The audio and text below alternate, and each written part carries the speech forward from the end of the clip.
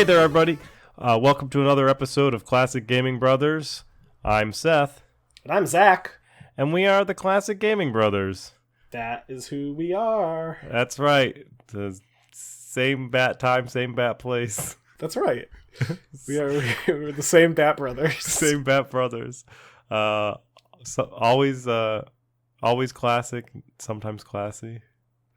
Rarely classy. Always brothers. Very rarely classy. Except if we ever go to like a fancy restaurant. Ooh, that's true. Maybe we'll have a Classic Gaming Brothers fancy restaurant episode where we just bring our mics to the restaurant. Yeah, we could do like Restaurant Tycoon and Overcooked. That's right, but while we will be in the restaurant when we do these. I think they would kick us out though. Eventually. Well, there's nobody in them right now, but that's true. Anyway. Well, yes. Welcome to our 19th episode of Classic Gaming Brothers. Yeah. Riveting. Yeah, that's right. We decided that we would dig into the archives for this. And so there is a mystery of an unknown episode, a lost episode, as it were, of when we talked about horror games, and it was a fan requested horror game episode, and we recorded one, but somebody put in the wrong input for his audio. So instead of releasing an episode of just Seth talking to himself, which I'm sure all of you would have enjoyed, I'll put that out someday. No. We instead are redoing the horror episode with entirely different stuff because we're probably going to talk about different games this time around.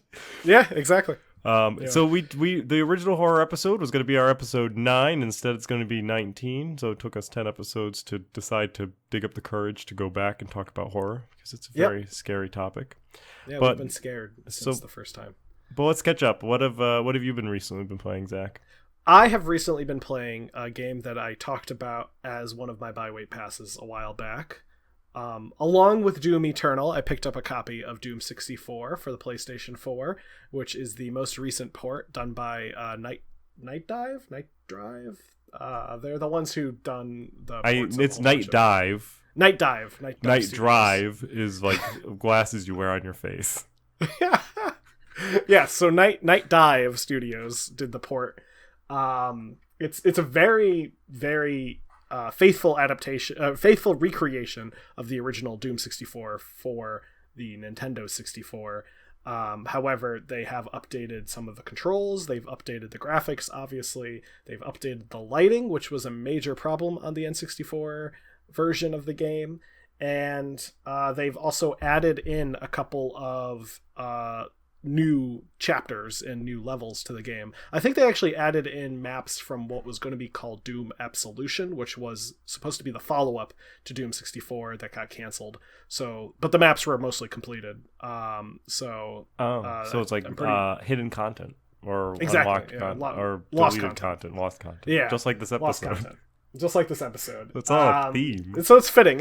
Yeah, and I'm really enjoying it. I've played most of Doom 64 on my Nintendo 64 before, but I usually don't get far in it because the lighting issues and mostly the lighting issues are a pain in the ass. So I am happy to enjoy some modern elements to the game. What about you, Seth? What about you? What have you been playing? So I've recently been playing a card game, but in a video game format. It's a little double game. I've been playing Magic the Gathering Arena, which is a game that I'm probably slow to adapt. Like I think everyone else has been playing it for more than me, I guess, or maybe not. I don't know. Yeah, I think people have been playing Magic the Gathering for a very long time. Yes, and I do have physical Magic the Gathering cards, but I decided I have a friend who doesn't play a lot of video games, but he plays Magic the Gathering Arena, so he was interested in having somebody to play it with him, so I decided that I would get into it and was like, yeah, I could do with a couple of games of Magic. It's fun. It's a an interesting way of showing. So it's all like, and you get it's a standard standard Magic game with the newer cards, and you go through your turns, but it does like not animations, but it does like, I mean, I guess they are animated, but it's not like you don't see like the actual card. It's not like Yu-Gi-Oh. I guess is what I'm trying to get to. Like the monsters aren't like coming out at you. Yeah, it doesn't like animate, which I think that would be cool in its own right. But it's very much like it's like a fast-paced card game as a video game type deal, I guess. Yeah, okay. And it's cool kind of getting into playing Magic without paying for it, because I'm just doing the free version. And I'm just playing around with the free version. I really don't care whether or not I win a match or lose a match. So right. Might as well just not pay anything and have a game that it's actually a game that if you like Magic the Gathering and you have like 10-15 minutes that you want to spend on playing a game, and you just need like a kind of game, like a mindless game, or a game that has you thinking a little bit but won't go on forever, you can always pick that game up. I know that, maybe Hearthstone too. Some of those games I feel like I'm a little intimidated by because there's such a deep history to, like, yeah. So I like Magic does, yes, but like Hearthstone I think has such a community around it that like if you're not like super into Hearthstone, then it's hard to like pick up. I've always felt the same way with actually, I mean, I felt that way with Magic, and I have a couple friends who were really into Yu-Gi-Oh in college, and I was kind of into Yu-Gi-Oh as a kid. I remember that. I couldn't get back into it because there was all this kind of new stuff that was all, had been going out of the community for years, and I just wasn't into. I wasn't. Yeah, so I'm out. So like I had Magic cards when I was in college. I was actually a Magic hustler in college. So what I did was I would show up at multiplayer matches of people playing in like the student center, and I'd say like, "Oh, what's this game?" knowing full well how to play, and have them teach me how to play Magic, and then like slowly build up my army secretly and then kill them all at the end. Like that was just kind of like I didn't hustle pool, I just hustled Magic. But so then I bought cards, and I played regularly for quite some time. And then my cards vanished for, I don't know, 15 years or something like that. But I've recently discovered my cards again, and so I've played a few matches with my cards that I've had when I was a kid or college kid, I guess, and it's been fun. I'm not going to buy any more physical cards, not that I know of, because I also feel that it gets intimidating to get into a hobby like that. It's also a big place that if you want to spend, like, I buy enough stuff for my other hobbies that I don't need another place to spend money. Yeah, but it is kind of a money sink. Yeah, that it's like ways. Warhammer, Magic, even some D&D stuff can be a little money hole. But not to offend the Magic fans who listen to our podcast. No, it's a great game, and it's also something that you can possibly make money on selling your cards back. Or by hustling, as you did. Or by hustling, yeah. Either way, Magic, to get back to the original point of this recently played session, is that Magic the Gathering Arena is a good game that's you don't have to spend any money on, and you can still play a good game of Magic. So yeah, that's what I've been playing recently. So now we're gonna go talk about horror games, which I guess Doom is kind of horror-y. So I guess there's in Doom 64, which I didn't really talk about the game much. It's actually, Doom 64 is a lot different than Doom. It's more of it has more horror elements to it, at least in the first couple of levels.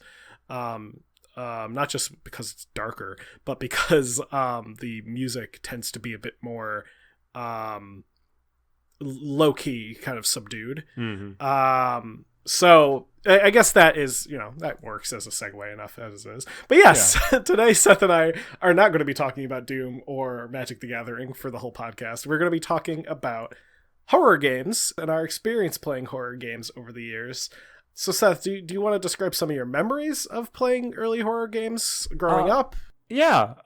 We could. So some of my earliest memories of playing horror games was with the original Alone in the Dark that came out in 1992, which is one of the like staple horror games, I guess I would say, or like at least Yeah. one of the genre defining horror games. Oh yeah. It was scary. Looking back at it now, it's not so scary. It's got very polygon type people in the game. Yeah. A little cartoony. Little cartoony. But we played that a lot of the first area in the game, and that's about as far as we got through it. The like attic. Yeah, so if you're not familiar with the Alone in the Dark game, don't worry, you're in good company. But it takes place. You're like you play as either a guy or a gal, and you got to go down to this mansion. Yes. And you climb in through the attic because I guess all the other doors are locked. So like climbing up to the attic is like the thing that I would do. You climb in through like I don't even know if it shows you climb. You might be actually in the house already, and it just starts in the attic. So that's when the horror starts. Yeah. So if I remember correctly, there's like your character gets to the house, and then I think it's you walk through the whole, like you don't actually control the character, but it shows you like walking through the cinematic. The house. And then the game actually starts, like you start controlling them when you're in the attic. Yeah, because your guy just goes to the attic. That's the first place to start when you're exploring a house, I guess. Yeah, exactly. You start at the top and work your way down when you're looking for something. Yeah. So you end up in this attic and you get besieged by, well, not besieged. Okay, that's probably not a great word for it. You get like attacked by like a couple of creatures. They come out of I think one comes out of a trap door and you have to put a chest over it, and then somebody else comes out of a window and you have to push like a closet, and you have a ability to attack, but everything you attack just can kill you. Like it's very difficult to fight something off in that game. It's also a fixed perspective game, which we will talk about more because horror games use fixed perspective a lot, where the camera is only observing a certain point in the game, and if your character travels outside of that point, you don't see them anymore unless they go to another point that will trigger a new perspective. And that gives some elements of horror because you're kind of locked into a view that things can kind of crawl around outside of that view and kind of attack you and scare you because they're not there, so you can get jump scares that way, which is a way that they did that. But so what about you, Zach? What memories do you have of horror games? I didn't play a lot of horror games, at least when I was younger. I think most of my memories are like yours, watching you play Alone in the Dark, badly, which I remember very well. Besides that, I didn't really play a lot of horror games, at least until I got a little older and started to kind of explore the horror genre of games. Particularly in middle school, I played a lot of Left 4 Dead 2 with my friends, which we'll talk about a bit more later when we talk about multiplayer horror games and kind of the world that those have in general. But we played a lot of Left 4 Dead 2, but I often joke around and say Left 4 Dead 2 doesn't really play like a horror game for me because I modded the wazoo out of that game. Yeah. Where like I think like they plays the Cowboy Bebop theme whenever the tank shows up because the theme's called Tank. Yeah. So and I think we also like did a mod that made the tank look like Johnny Bravo. So good. No Thomas the Tank Engine mod. No Thomas the Tank Engine mod. But now that I've mentioned it. Yeah, now that I mentioned that, we did we had the Velociraptor mod where all of the player characters looked like Velociraptors, and you had like the little dinosaur arms holding the guns and stuff. It was fun. So yeah, I wouldn't describe the game as particularly horrifying after modding it, but there definitely has its horror elements to it. I have a memory of Left 4 Dead, and it's going to go in our memory area here, but I think I'm still Facebook friends with the person. I met somebody in Left 4 Dead because we needed a fourth, and we picked up this random guy, and my memory of this person was we were he went. His call sign was Shepard, and it was Shepard before Shepard was cool. Like it was before Mass Effect, so it was like he had a cool little call sign, and we were sitting in a shed, all four of us, and we were like besieged by zombies. And Shepard was like crawling on his knees, and he's just like, "Don't worry, I got this." And he just went forward and just meleeed the zombies, just like over and over and over and over and over again, and just held them off while we all escaped. And we this guy who we met in a pickup group of Left 4 Dead, he ended up coming back into our TeamSpeak and hanging out with us, and we ended up like Facebook friending him and being like, friends with him. This guy by the name of Nick, and he ended up being a really chill dude, and I'm pretty sure I'm still Facebook friends with him, and I'm still glad that I am, and I'm glad that I met him through a Left 4 Dead pickup group. It's like whatever, we only had 3, so we needed a 4th, and he became our 4th, and he was like our perma 4th. He played other games with us too. It was really cool. Oh, that's nice. Yeah. My memories of Left 4 Dead 2 are actually I have a friend who was kind of like your Dying Light Ryan. Oh, where, yes. He would blow up all the propane tanks. Not good. He would also jump on every car. So he would eventually set off a car alarm, which would summon a horde of zombies. So it was always good. I'm sure if I played with Dying Light Ryan, Left 4 Dead 2, then that's kind of how things would go. He also had terrible lag on his computer at the time we were playing, so he also would always have the highest friendly fire point ratio, because he would like spray and pray because there was no other way for him to play the game.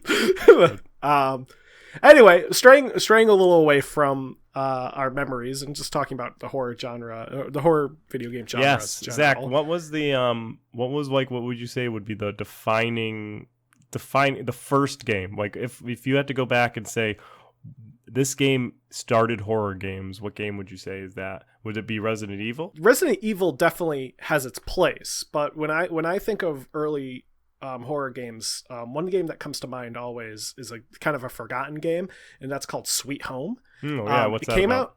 So Sweet Home came out in 1989. It was developed by Capcom, who are going to show up again when we talk about Resident Evil. Yes. And it was developed for the Japanese Famicom system by Nintendo, which would become what we know as the NES or the NES.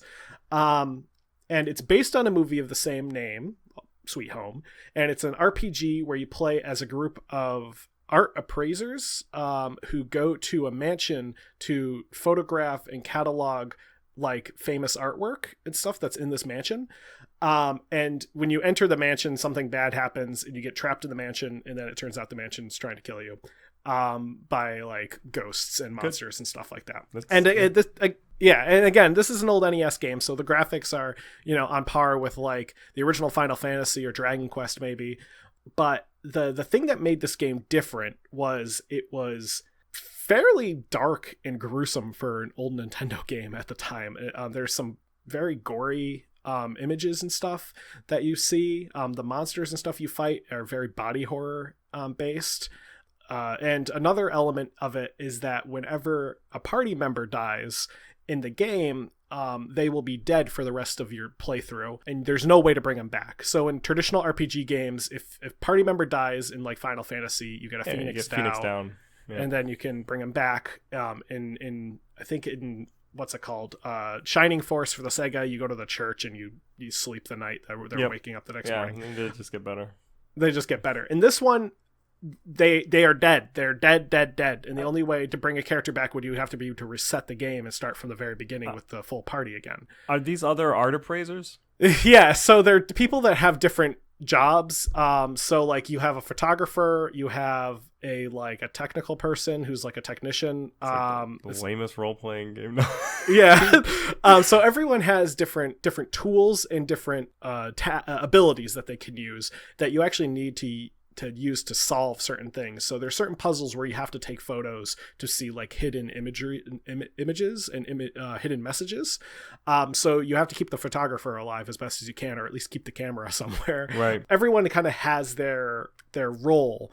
And that's one of the cool things about the game is there is a reason to keep these people alive besides, wanting to complete the game with as many party members as you can. But when someone does die, it does have a negative effect on your ability to play the game. It doesn't make the game impossible to complete. It just makes it significantly harder to complete.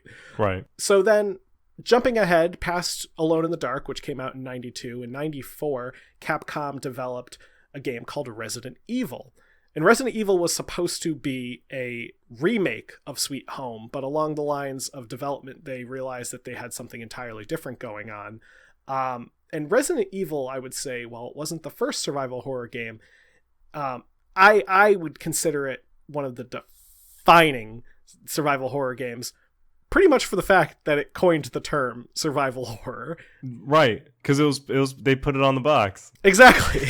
So can't coin anything better than that. Just put it on the box. So and that was something, from my understanding, PlayStation games at least, and other games in Japan did this thing where they would put the genre on the box. Right. And it was the first time the term survival horror had ever been printed on a box for a video game, thus making it what you could call the very first survival horror game. And because the term didn't exist. Yeah, and since Resident Evil came out after Alone in the Dark and Sweet Home, they actually went back and reclassified Alone in the Dark and Sweet Home as survival horror.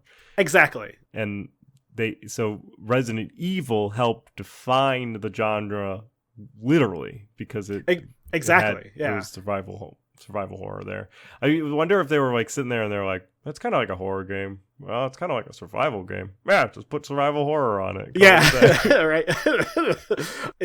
And Resident Evil shares a lot of elements with Alone in the Dark. You're in a mansion, and it shares a lot of elements with Sweet Home. You have a party of people, and you're also in a mansion.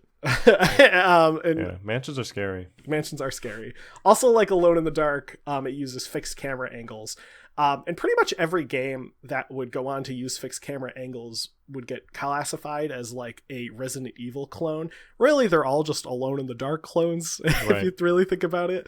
But games such as Clock Tower, Dino Crisis, and a bunch of other... Well, didn't you say Dino Crisis is just Resident Evil with dinosaurs? Dino Crisis is effectively Resident Evil with dinosaurs, yes. Like, take out the zombies, replace it with dinosaurs. Just replace it with velociraptors. So survival horror games for a while, at least during this period of the 90s, were these kind of more action-y games. You played as usually someone who at least was knowledgeable about guns, or at least in the examples of Resident Evil and Dino Crisis, you're usually playing as like a tactical person, someone who was like a commando or something like that. Isn't Leon? He's a police officer. Yeah. I just remember he had like a really cool gun and stuff, like a so style. Leon in Resident Evil 2 and 4 is a police officer.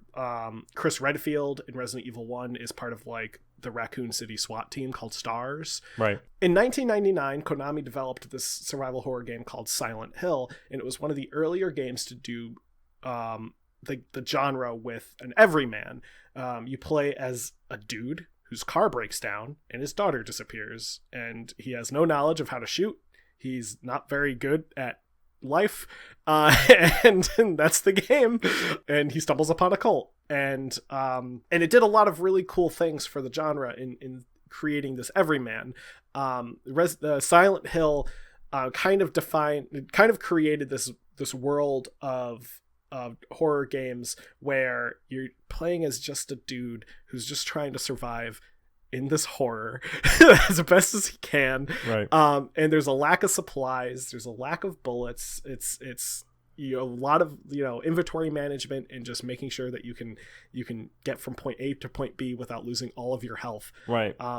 My experience with playing Silent Hill was me searching desperately for the next health pack pretty much in every instant of the game. My character is always like limping. Yeah, it leans it's more psychological than like jump scares. Yeah. So Silent Hill 1 and 2 are both incredibly psychological. Yeah. What is it?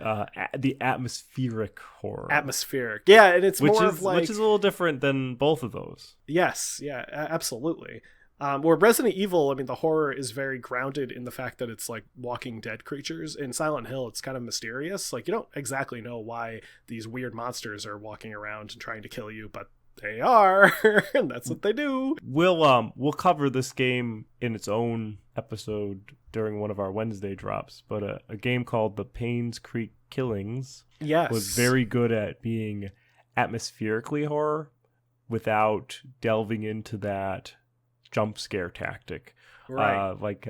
Dead Space has a lot of jump scares and stuff like that, and even the Shock games have the jump scare type situations happen. Which do you want to go into the I think the shocks, as it were? Yeah, the shocks. Yeah, so I mean, the first Shock game, which would be just regular System Shock, wasn't really survival horror. It was kind of more of a weird, complicated first-person inventory management mess of a game in many ways. System Shock 2, however, which was developed by Irrational Games back in 1999, kind of was the trendsetter for what became kind of Ken Levine's style of horror first-person games. Usually his games are a blend of I don't even know how to like properly describe it. A lot of puzzles, a lot of kind of balancing of weapons and an ability or something like that. So, for example, in BioShock and BioShock 2, you have the plasmids. In Prey, which was by Bethesda, you have like weird psychic abilities and stuff like that. And that kind of became its own style of game, the Shock games, as we would. And what's interesting, I was actually watching a YouTuber kind of go into this about the BioShock series and how Resident Evil and Silent Hill and Alone in the Dark had horror that was driven by a fixed perspective that didn't move, kind of like a third-person narrator, right? Almost like a limited narrator, because you have an omniscient narrator and a limited narrator. Those fixed points are kind of a limited narrator scope, right? You only see what's in the room based on what the character sees.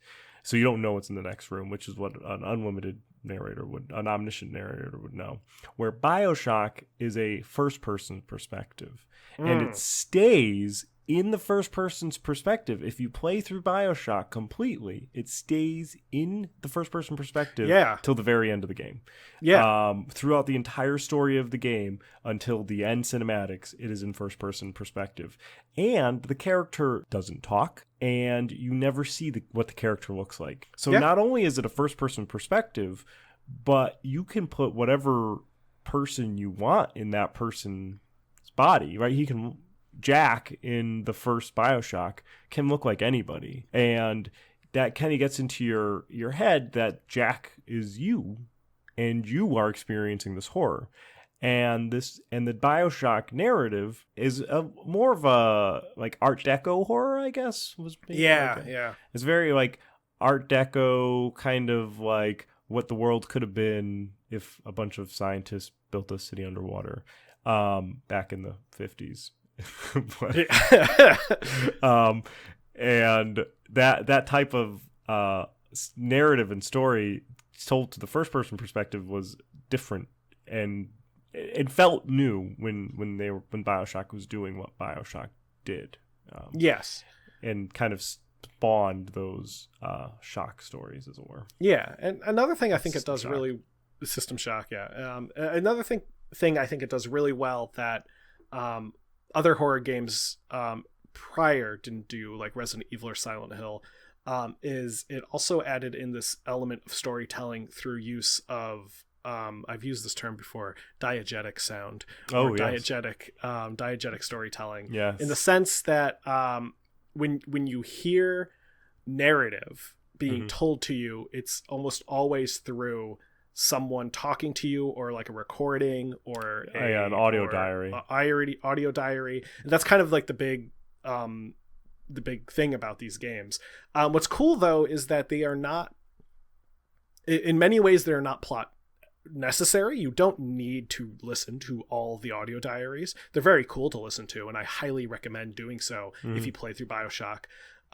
especially, but you are always rewarded for it. So either through achievements by listening to like all of them, I think you collect an achievement, but also you'll often get hints at to where secrets are in the game through what people are telling you and stuff like that, which I think is a very cool way of encouraging people to explore and not try to rush the game, right? To kind of get an ability, kind of get the chance to see what the developers have put into the game. They want you to take your time with it. Yeah, and I think a lot of those audio diaries can actually help you know what you are before somebody tells you exactly what's going on. Exactly. Yeah. Like if you read all the audio diaries, before like the plot tells you, before the game tells you what the audio diaries you can piece together. And you can piece together, and it's cool because BioShock's going to get its own entire episode because we talk about BioShock a lot, but BioShock has distinct villains in every section, and there is interesting and distinct characters throughout the section, and it's fun to sometimes come across where there is a corpse, and it is the corpse of somebody you've heard all of the audio diaries and leading up to their death. And it's kind of a sombering moment, and a moment where you're like, wow, this guy was kind of an asshole and now he's dead. Right. Yeah. Right. So, and part of my French there.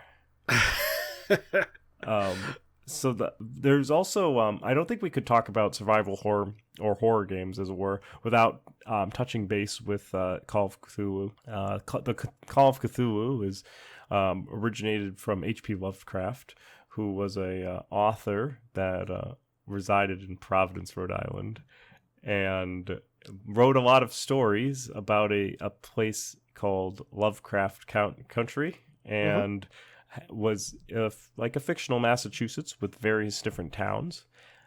So they released a video game back in 2018. A company called Cyanide created it, and it took place on an island called Darkwater Island, the island that's right next to Martha's Vineyard in the coast of Massachusetts. And it's a fishing village, and you're hired on as a detective, ironically named Detective Pierce, which is interesting because everyone calls him Detective Pierce or Pierce the entire time, or Mr. Pierce, which is something that I'm referred to and Zachary is referred to sometimes in our daily life. So he's called Detective Pierce, and you're hired to investigate the Hawkins case, which is a case of a family burning up in a fire, and the person who hires you thinks that there's foul play, and you go and investigate it, and you unfurl a very Cthulhu story and a very, very psychological horror trippy type of adventure.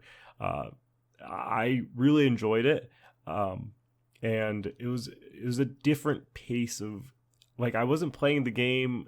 I wasn't expecting to be like jump scared, but there was things that I would come across and I'd be like, oh, that is creepy to a level that only Cthulhu can get to.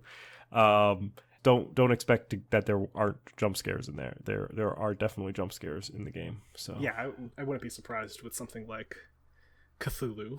With Cthulhu, yes.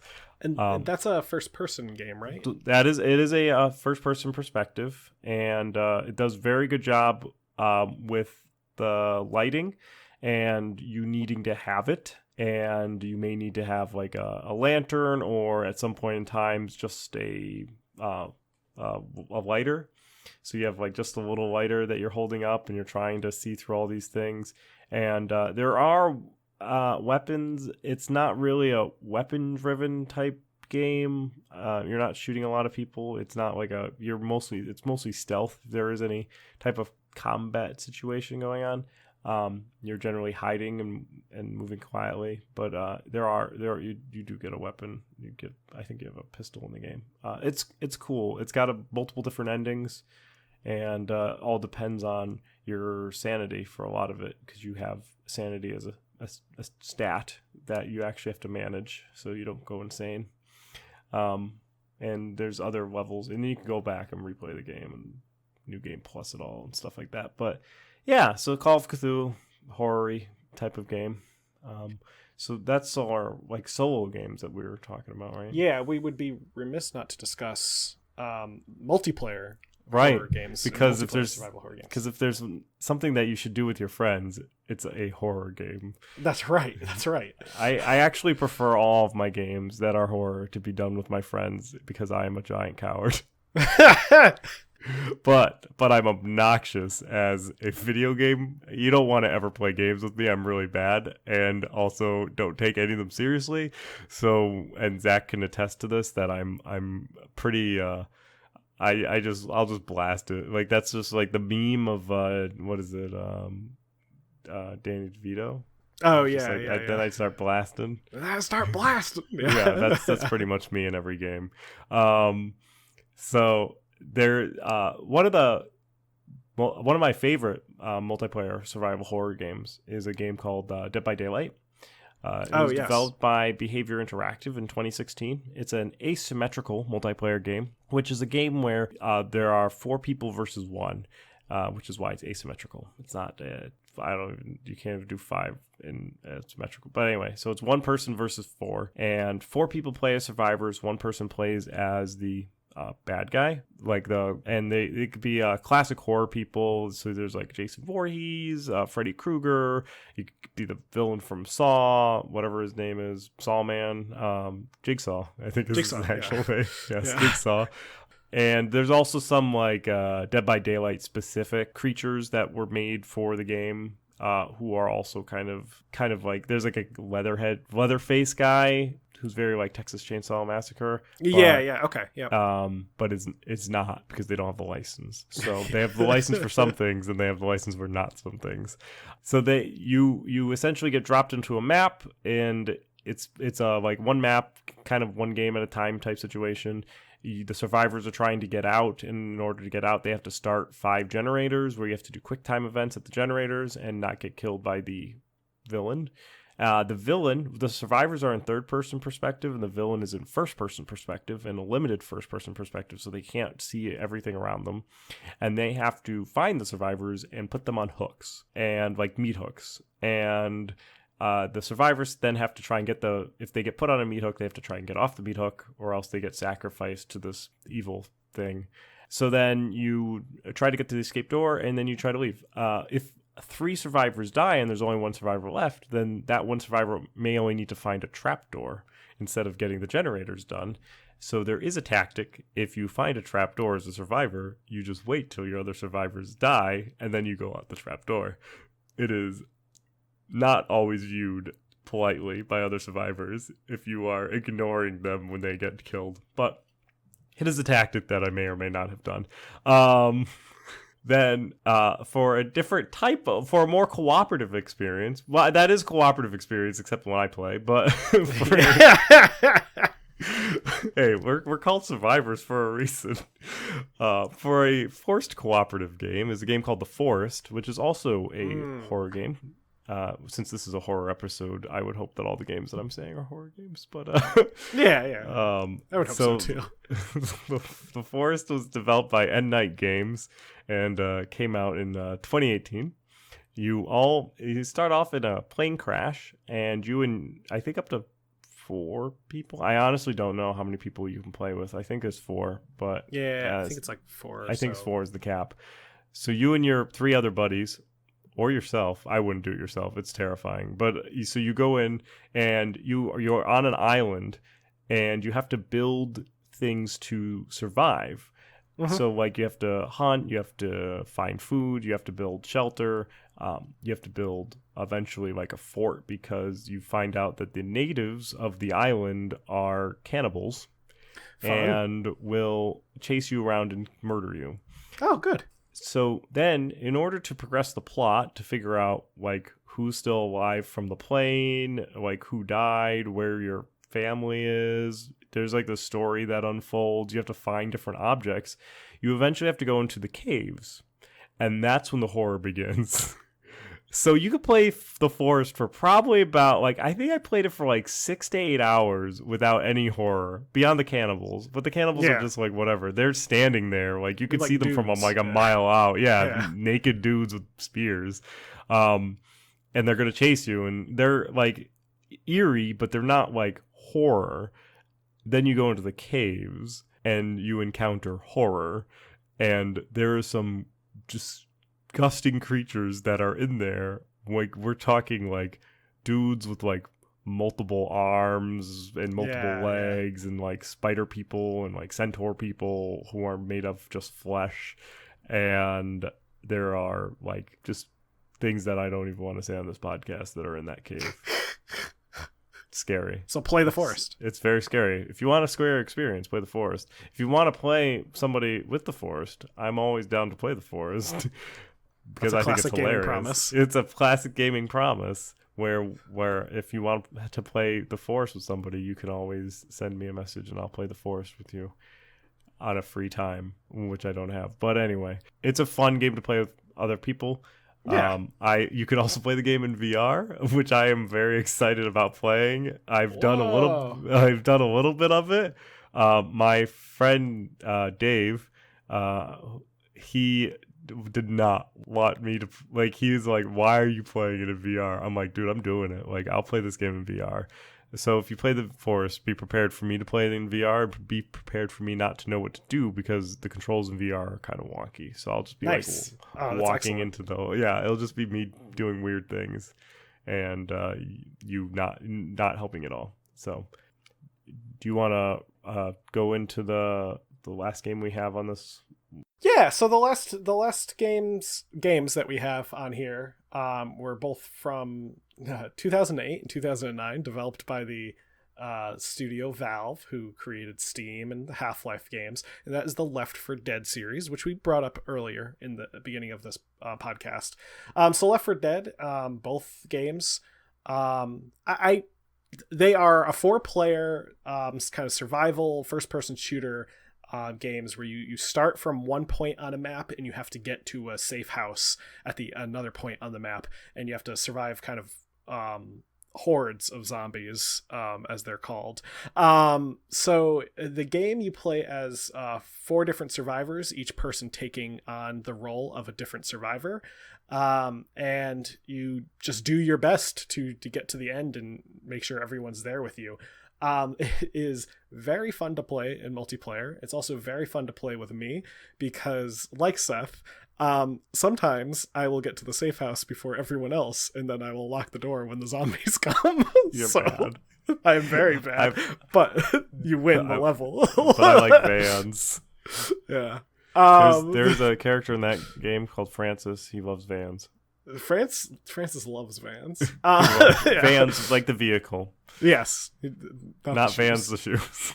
No. Personally, I would recommend picking up Left 4 Dead 2 if you have to pick up any of the games. 2 not only has more maps, but it also has all the maps from the first game anyway. Right. Right. And all the survivors too. All the survivors from the first games, all the maps including from the first Francis. games, including Francis. And it has its own set of levels for 2 with its own set of survivors. One cool element of the game is has something called an AI director. So the AI director is, in many ways, Left 4 Dead is not 4 players versus zombies. It's 4 players versus the omnipresent computer that is apparently hunting you down, being your own game, not like a computer in the game. So the AI director determines when things attack. Pretty much it makes use of a procedural narration so that if things are seeming too quiet or if you're doing too well, it might decide to throw a bit more zombies at you the next time. I know, for example, I've experienced the AI director really trying to manipulate me and my friends in the sense that like we were going along in a very like quiet area. We hadn't fought any zombies for a while, and then it was just like a massive swarm of zombies just came at us from nowhere. So there are a couple moments in the levels where this might be scripted, where the zombies are definitely going to attack you, but there are moments where the AI director decides to just start throwing stuff at you because it realizes that, you know, you're just doing too well. It wants to get a little messy with you. So it makes each match a little different. I would say if you play the game a lot, you'll probably get decent at it, but you'll always get thrown something new. Maybe a special infected in a place you didn't expect one to be, or a zombie swarm at a time when you guys are in most need. So it does a lot of cool things like that. It also has a very active modding community, as I mentioned, and not just in terms of funny aesthetics, like turning the tank, which is this large, massive, hard to fight bad guy, into Johnny Bravo, but also full levels from different games. Yeah, serious mods. Serious mods. I played I've played a couple that recreate levels from Silent Hill. I've played a couple that recreate levels from Half-Life and Half-Life 2. There's a whole series of Portal levels based on the Portal games. There's a couple based on places like Chernobyl and based on actual cities and actual towns. There's a lot of cool things out there in terms of Left 4 Dead, and I highly recommend it. I will say that probably the best level set I played there was a Silent Hill level set, which pretty much played through the entirety of the first Silent Hill game. It was like a 12-hour long level set. Me and my friends tried to do it in a night, and we realized it was not going to go through a night, so we had to do it in multiple nights. It was ridiculously long, but it was very well done. And it was legitimately terrifying in some parts because of how they kind of use the graphics to kind of spook you. And so, I think that wraps it up for our horror episode. So that's going to be our horror segment. So we'll go into our buy, wait, pass segment, where we'll talk about games that we're excited about buying, waiting, or passing on it. Our games will be in early access, or who knows, maybe released by the time we get around to posting this. But I think both of them are long and not coming out anytime soon. But we actually themed our buy, wait, pass this time around. We both picked horror games that we want to buy, wait, pass on. So Zach, what are you excited about buying, waiting, or passing on? So the game that I'm excited about buying, waiting, or passing on is a game that we saw at PAX. At least I saw it at PAX. I don't know if you saw it, but we walked past the booth. And it was a game called World of Horror. So World of Horror is a game created by a company called Panstaz. It's spelled Panstaz, Panstaz. It is set in the year 1980X. It has disgusting creatures terrorize a small seaside town in Japan as reality starts to crumble. The old gods reawaken to sate their primal hunger. It's a losing battle, but maybe you've got what it takes to postpone the inevitable. The end of the world is at hand. So I did talk about this game in our PAX episode. I talked about it being very cool. It was not my buy, wait, pass, though. I checked. So that's giving me a nod here. Yes. I think because he was trying to research that just now to make sure I wasn't repeating myself. I don't like repeats. No. So this wasn't in my buy, wait, pass, but it will be now. So just a brief overview of the game, because I already talked about it. It's heavily inspired by the art and writings of manga writer Junji Ito. Junji Ito is best known for creating his volume sets of Uzumaki and Jio, and also in particular a story called The Enigma of Amigara Fault, which there's a lot of memes about that one. It's about these people who go to like a quarry that has human-shaped holes in the wall, and each hole corresponds to a human on Earth. So people go to the place to see the holes, and then they realize there's a hole for them, and they climb in and they disappear forever. And there's some weird body horror stuff that happens at the end of the manga that I don't want to give away because it's a very good story. He also is terrified of cats. Fun fact, he wrote a whole manga about how he's very afraid of the cats he lives with. World of Horror does, it's heavily inspired by his artwork. Just looking at the artwork, you can kind of tell that they were inspired by the body horror, the very kind of dark, kind of brooding elements of his work. He has a very pessimistic tone when it comes to the way he writes and the way he draws things, and it's definitely taking on that. Currently, the game is $14.99. It is in early access, and they is available on itch.io and Steam. Yeah, itch.io. And I am likely going to buy it. I think I'm going to wait for a bit. I'm interested. I'll probably pick it up off of itch.io versus off of Steam. I think more of the money goes to the developer in that case. I'm not 100% sure, but that's my understanding from my friends who have worked through itch.io before. So yeah, I think I will wait on it for the time being. Just kind of wait for some updates, but I've heard some really good things, and I'm looking forward to see what else is going to come out of it. So for my buy wait pass, I found there's an indie survival horror game, and I saw it, and I actually thought of Zach when I saw it, and it's a game called Bigfoot. Woo! And which, if you don't know this about Zach, because you may not know because we're only 19 episodes in, but Zach loves cryptozoological things. I mean, I had a really strong interest in it when I was growing up, so to me now it's kind of this like nostalgic thing. Yes. More so than me being actually like super obsessed with it, but I was very obsessed with it when I was younger. When he was younger. He's not going to go out into the woods now. He's a grown man now. He won't do that. But grown men don't go for hikes. Yes, but apparently in Bigfoot they do. Yes. So you have in Bigfoot, you have the unique opportunity to gather a team of friends or to go on a solitary expedition to the forest of wild reserves to feel like a real hunter for Bigfoot, where you is a first-person perspective, and it kind of looks like a game of that game Hunt, which is like a hunting game, except except you could also find Bigfoot. There's like a Bigfoot trailer that you hang out in with, like, it's like a trailer with a Bigfoot picture on it, and it's like a little like RV trailer type deal.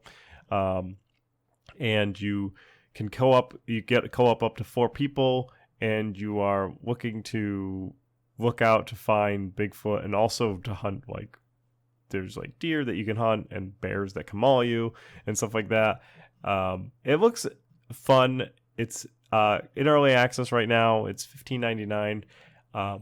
It's a game that I think would be fun to play with like a four group of people. And I think in like an hour of the game, I could probably figure out if it's a game worth keeping forever. But I think I'm gonna put it down as a wait.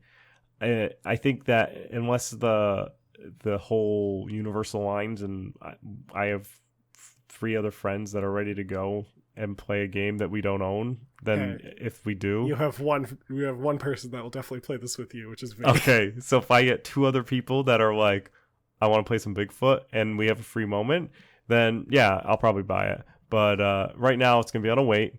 It does have mostly positive reviews, which is great, which leads me to understand that it's probably fun. But yeah, so that's my buy wait pass is good old Bigfoot. And that is a horrific episode right there. That was a horrific way to end the episode. So horrific way. Horrific. Yeah. Horrific. Seth. Yes. If people want to reach out to us, if they have something to say, if, like, for example, they want to be like Dylan and recommend a horror episode, which is how we got this episode even done. My friend, our biggest fan, super fan, one of our a super fan, one of our biggest fans. We have a lot of super fans. Do not leave out any of our super. I'm never gonna fight our super fans. One of our biggest fans, Dylan, recommended us do a horror episode way back when. When he first started listening to the podcast, and he still listens. So we did not disappoint him. You disappointed him because I told him you lost the audio. That's right. Which hopefully it's recorded on the right mic track today. It looks like it is. Anyway, how can people reach out to us, Seth? I'm curious. So people can send us emails at classicgamingbrothers@gmail.com. They can go onto the website, which is classicgamingbrothers.com. and they can go to the Contact Us form, and they can fill out a form where you give us your email and you send us a message, and it emails us to classicgamingbrothers.com. You could do either of these things. If you reach out to us through our email, we'll put you into a drawing where you could possibly win a free game. It's going to be a PC game, and it's going to be from a list of curated games. We already had one winner. Justin won our thing. Well, maybe we'll do a drawing on our 20th episode. Hey. No promises. No promises. Yeah. No promises. No promises. But maybe we'll do we'll do a drawing on the 20th episode. And we yeah, so that's how you contact us. If you can also head on over to the social medias, and you can follow us at Classic Gaming Brothers on Facebook. We're also at Classic Gaming Brothers on Instagram, and we are CG Brothers Pod on Twitter.